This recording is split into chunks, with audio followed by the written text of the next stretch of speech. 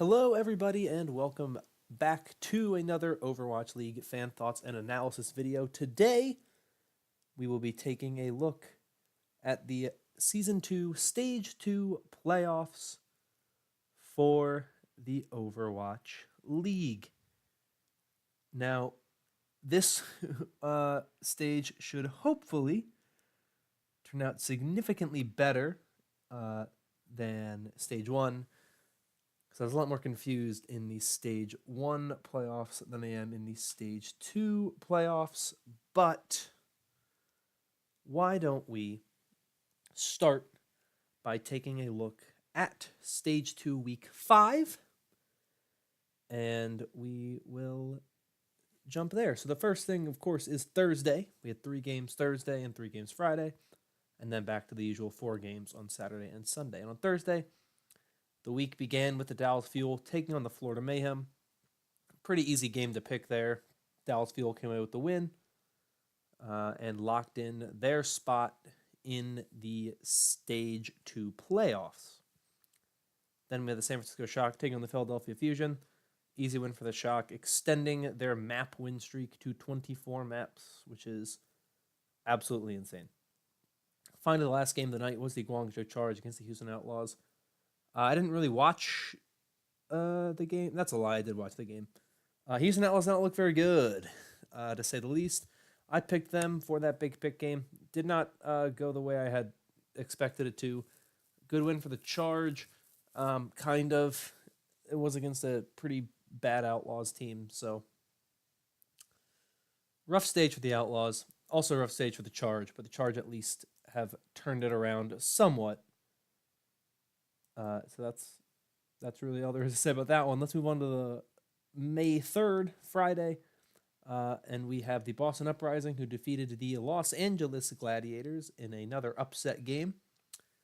Gladiators were seeking that perfect stage. They were already locked in to be in the stage playoffs, but they wanted that 7-0 stage, and it will not come to them, which at that point in time left only 2 undefeated teams, the Vancouver Titans and the San Francisco Shock. Only 2 teams that could potentially go undefeated by the end of the stage. Boston Uprising with a nice win. Helps them look like a much stronger team, but the Uprising are still a very hard team to gauge, as we'll get to here in a little bit.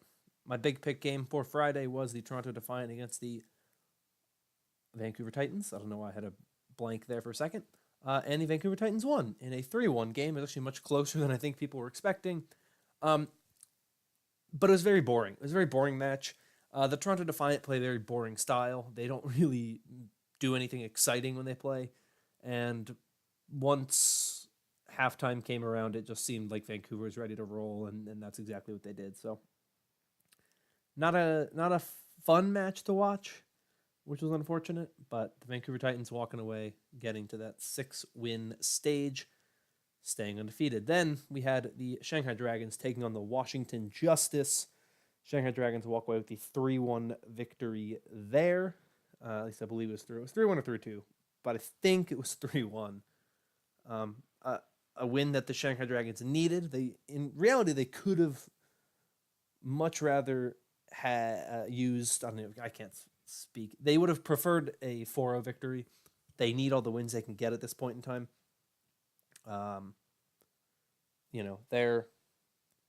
They're in a very weird spot where they're improving all the time, but they need those map wins, they need those match wins to have a shot to make the playoffs at the end of the season. So a good win to get, but they would have liked, I'm sure, to have that 4-0.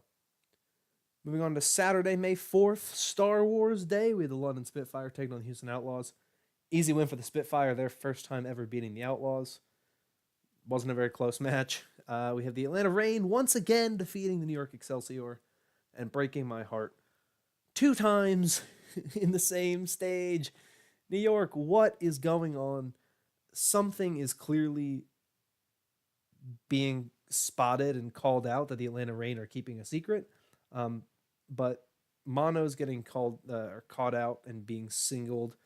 And I think the problem is the style that New York plays is focused around Jonak, and they can't focus around Jonak, and, well, they're struggling. So we'll see what happens with New York going forward, going into Stage 3 and also in Stage 2 playoffs, but Very interesting stuff coming out of New York recently. A very good win for Atlanta to close out their stage 2. Next, we had the Vancouver Titans taking on the Seoul Dynasty. Vancouver rolled over the Seoul Dynasty. Was not even a close match. Titans just looked far better. And the final game of the day was the Chengdu Hunters taking on the LA Valiant. I picked the Hunters, but dang it, I have never been happier to get a pick wrong because I will always love the LA Valiant. And I said it last week. I said that I would not be surprised if the Valiant walked away with this win. I didn't pick them because it's hard to pick against the Chengdu Hunters, but I said it. I said the Valiant have a very good chance at winning this match, and they did. The LA Valiant came out. It was a close game. It was a 3-2 victory for the Valiant, but it was a victory nonetheless, and you have to give credit where credit is due. I thought Kareev played very, very well. I think Kareev has a little bit more flexibility in that off-support role than what we see with Izayaki, and I thought that the Valiant played pretty well. It wasn't great. There's still definitely a team sitting near the bottom of the table, and the position that they were in, where they were the number 2 team in season 1. Now they're sitting very close to the bottom, is surprising, but I think it was a very good win for a team that really needed to have a nice way to end off this stage after the 0-7 start that they had in stage 1. Moving on to Sunday with the Toronto Defiant taking on the Paris Eternal. The Toronto Defiant walked away with that one with the victory. Another pretty boring game, if I do say so myself. The Toronto Defiant aren't super exciting, but they got the job done, and they really didn't mess around. They came to win, and that is exactly what they did. Gotta give credit to the Defiant for having a rough stage, going 2-5 after a 5-2 stage 1, but you can tell that they are starting to adjust to things, and I think they had I'm 37 in the wrong role. More so, I think it was they had Ivy in the wrong role. I think Ivy should have stuck with the Zarya, but they put Ivy on the Brig, and I'm 37 on the Zarya. I think Ivy's the better Zarya. I think they looked a lot better with Ivy on the Zarya against both Paris and Vancouver. So I think Toronto's going on the up. There's a couple things that I think they could use in terms of a slight roster change, but that's something I will talk about in another video. This is not the place for that discussion. Next, with the Washington Justice beating the Boston Uprising. Very close match. It was a reverse sweep for the Washington Justice, who seemed to have an affinity for winning every game that is the last game they play in the stage. Seems like something that they really like to do. I don't know why they like to do it so much, but they like to do it because it happened in stage 1, happened again in stage 2. All be damned. They have done it.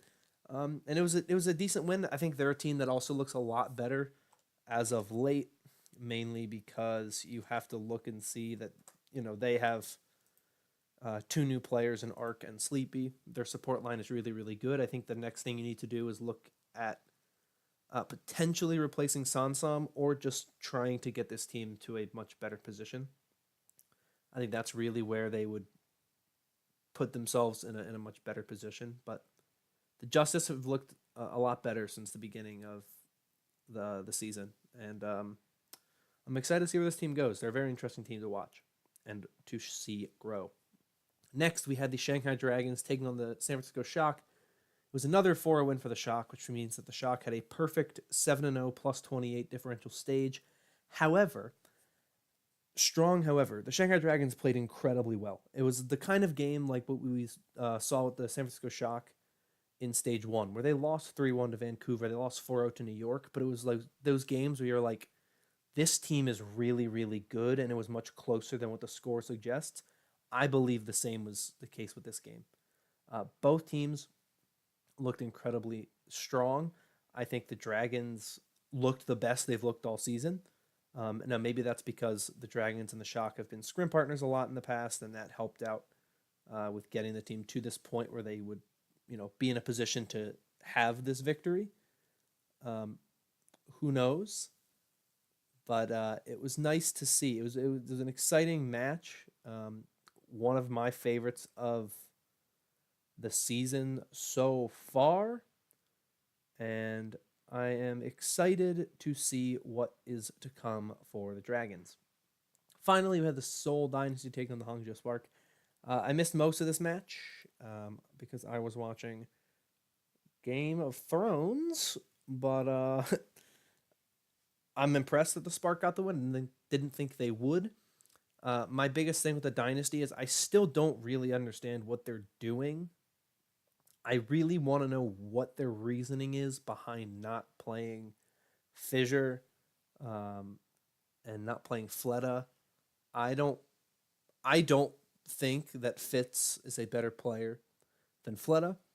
I think Marvel and Fissure, the difference between them is a stylistic difference. Obviously, Fissure is far more aggressive than Marvel is, but I don't really agree with the decision that they've been running where they're trying to run more passively, I guess, and it's just not working out for them. So that's all I got for that week.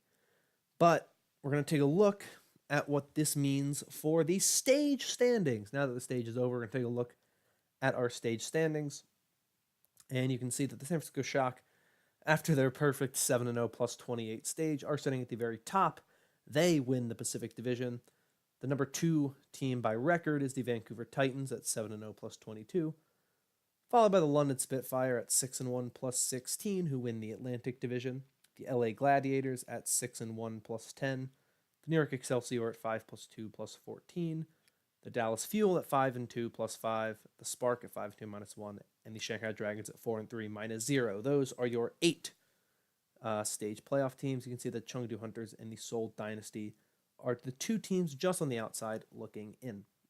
Now, I mentioned, of course, that the London Spitfire are the Atlantic Division champions and the San Francisco Shock are the Pacific Division champions. That is very important to seeding in the stage playoffs because the division champions automatically get the number 1 and number 2 seeds in terms of the playoffs.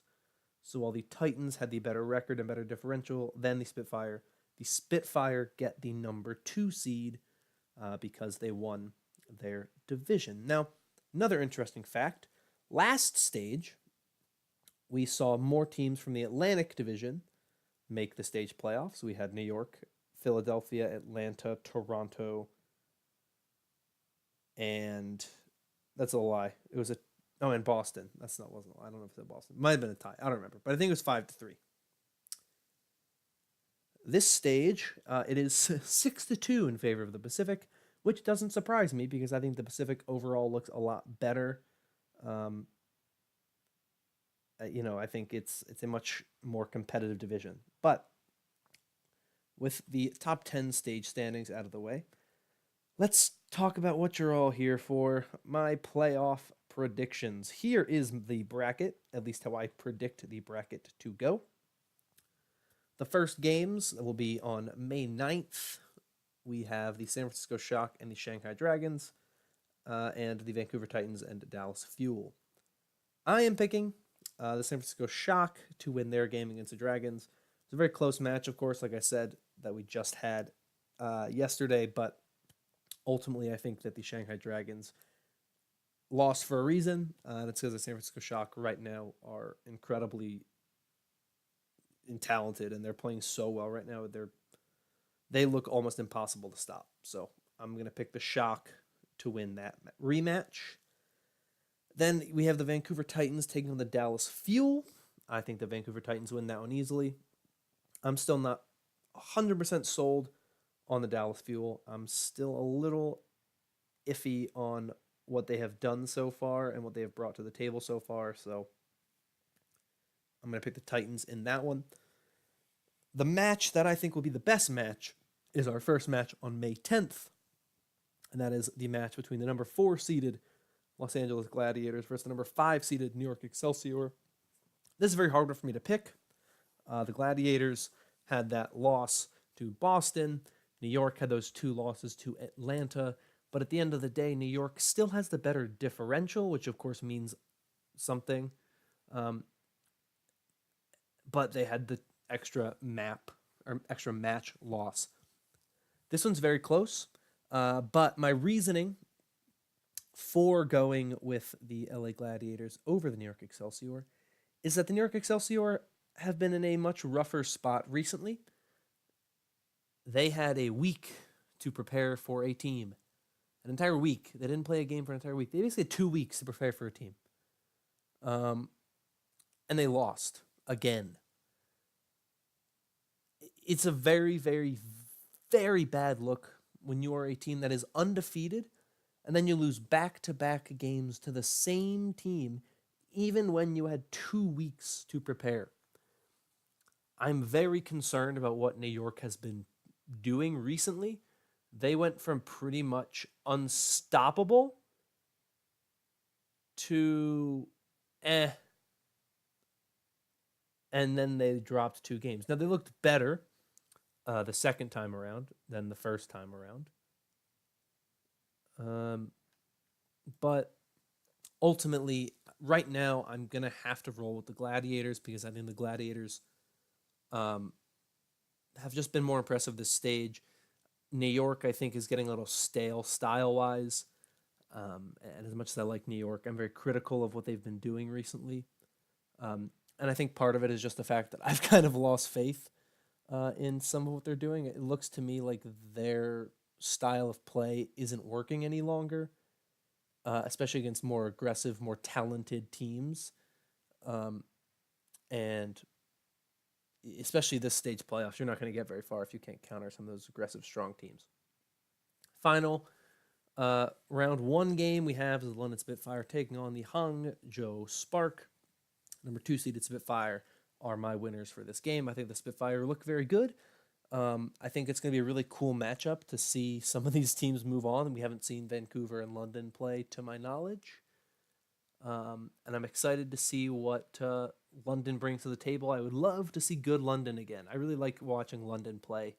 They're a fun team to watch, so hoping for the best from them. This puts my semifinals predictions as the San Francisco Shock taking on the LA Gladiators and the Vancouver Titans taking on the London Spitfire. And I'm picking a rematch of the Stage 1 finals with the Shock and the Titans making it all the way. To me, there's really no obstacles for either of these two teams. To me, it's fate, and it is inevitable that these two teams meet in the stage finals. But this time around, I think the San Francisco Shock walk away with the win. I think this stage versus Stage 1 is a vast improvement for the Shock. I don't think it's as much of an improvement for the Titans, if an improvement at all. I really don't think they've looked as dominant in Stage 2 as they did in Stage 1. They still look very good. Obviously, their differential is a little bit better this time around. They were plus 18 in Stage 1, and they were plus 22 in Stage 2. So, it's a very kind of fine line of, who is really the better team right now. Vancouver hasn't lost a match yet, but they drop maps every now and then. And, is it, or is it Vancouver just kind of like messing around and not really caring anymore? Maybe. Or is it genuine struggle? We don't know. We won't know until we get further into these playoffs. But I think the Shock right now are playing a much better game. They played incredibly close in the Stage 1 playoffs and Stage 1 finals. I would expect a similar game here, but this time around, I do think the San Francisco Shock walk away with the victory. So those are my playoff predictions, but let's end by looking at the overall league standings. You can see New York still sitting on top of the Atlantic with a 3-game gap over the London Spitfire going into the All-Star break. I hope New York regroups. I hope New York puts some time in figuring out what's going on, because not a great look for them right now with the way they've been struggling. The Vancouver Titans, San Francisco Shock, your top 2 teams in the Pacific Division. The Philadelphia Fusion still sitting there in that number 3 spot in the Atlantic, despite having a pretty rough stage at this stage. Still managing to have a good look there overall for their record, sitting at the number 3 spot. But they have some other competition. above them in the Dallas Fuel and LA Gladiators that are pushing them down. So it'll be a very interesting second half of the season, but the All-Star break is coming up soon. So this is going to be your last Overwatch League fan thoughts and analysis video for a little bit. But I'll talk more about that later in this week. But until the next one, I hope you all enjoy everything that's going on. Hope you all enjoy All-Star Weekend. I really liked it in Season 1. This one I think might be a little bit better, so I'm excited for that. But I am going to end this video here and leave you all alone. So if you enjoyed, consider liking and subscribing, as it helps out a lot. Let me know down below who you think is going to win the Stage 2 playoffs. But for now, I'm going to get out of here. Thank you once again for watching, and I will see you all next time.